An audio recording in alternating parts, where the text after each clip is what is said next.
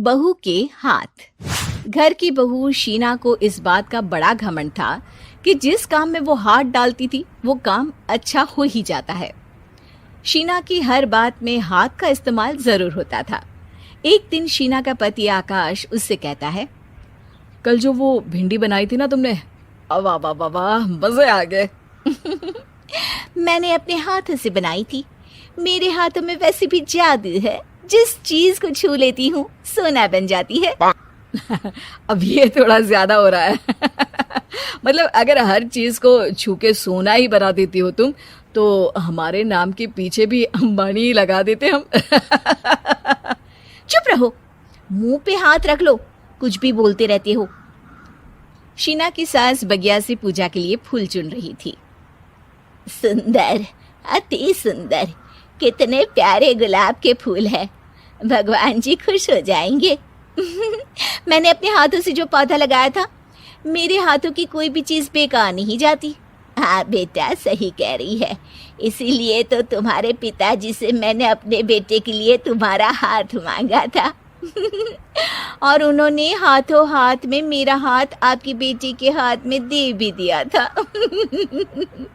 हाँ बेटा, वो तो है, पर मुझे ये बता, तू ये हर बात में हाथ क्यों बीच में लेकर आती है? माँ जी, पंडित जी ने हाथ मेरा देखकर नैनीताल में कहा था कि मेरे हाथ जगन्नाथ हैं, मेरे हाथों से कभी कोई काम नहीं बिगड़ेगा। तो मेरे हाथों की तारीफ तो मुझे करनी पड़ेगी ना।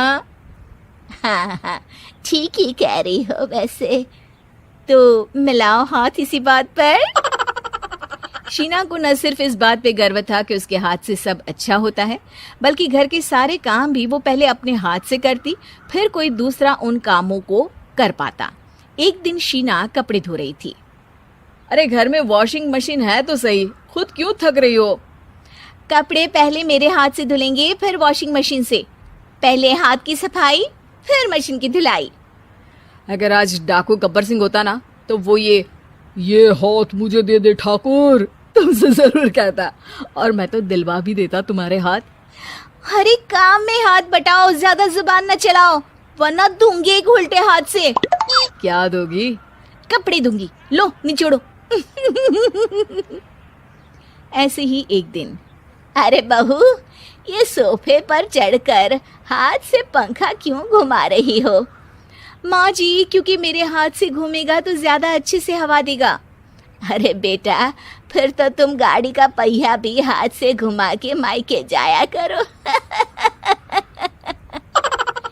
एक बार आकाश ने घर पर कार लाने की बात छेड़ी। माँ, सोच रहा हूँ कि एक कार लेकर आता हूँ। ले ले बेटा, क्यों नहीं? अरे पैसे हो तो हवाई जहाज भी ले लेना। हाँ, पैसा तो हाथ का मेल है, ले लेते हैं। इस हाथ पैसे देंगी, उस हाथ कार ले लेंगी। मुझे तो लगता है कि बहू कार भी अपने हाथों से धक्का लगाकर घर लाएगी। वो तो नहीं करूंगी, लेकिन सबसे पहले स्टीयरिंग पर हाथ मैं ही लगाऊंगी, ताकि गाड़ी का आना शुभ हो। अरे घर ले आने तो दो, फिर हाथ लगा लेना। लेकिन शीना नहीं मानती।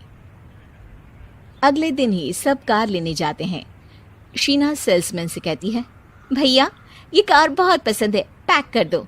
अरे ओ भाग्यवान, 2 मीटर कपड़ा नहीं है जो पैक करवा ले, जरा चला कर तो देखने दो।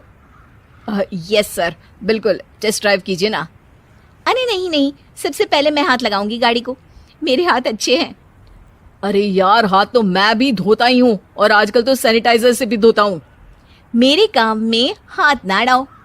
अरे टांग ना अड़ा होता है भाग्यवान, हाथ नहीं।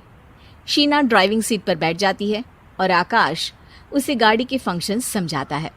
देखो शीना, ध्यान रखना, ये है स्टीयरिंग, इससे राइट लेफ्ट जाएंगे।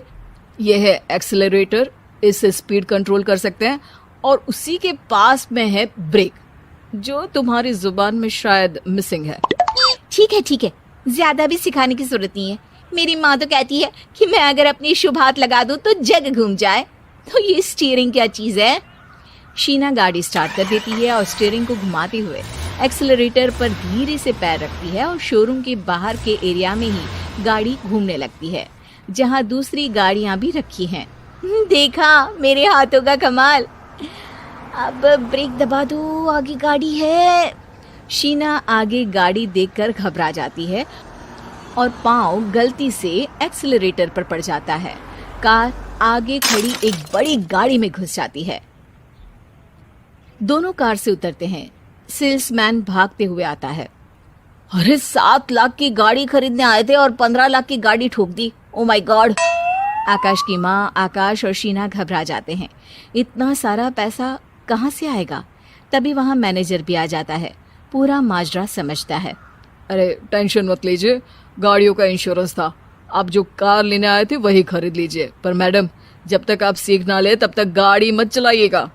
अभी तो आपने गाड़ी बस ठोकी है, जिसका बीमा भी था, लेकिन सड़क पे चलते हर इंसान का बीमा नहीं होता। अरे मेरे हाथों से ठुक भी गया ना तो उसकी जिंदगी बन जाएगी, और अगर चला भी गया तो स्वर्ग ही पाएगा।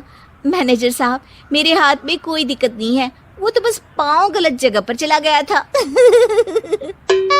शीना की बात सुनकर आकाश अपना सर पीटता है और उसकी सास अपने हाथ से खुद का मुंह छिपा लेती है और मैनेजर हाथ जोड़कर माफी मांग लेता है।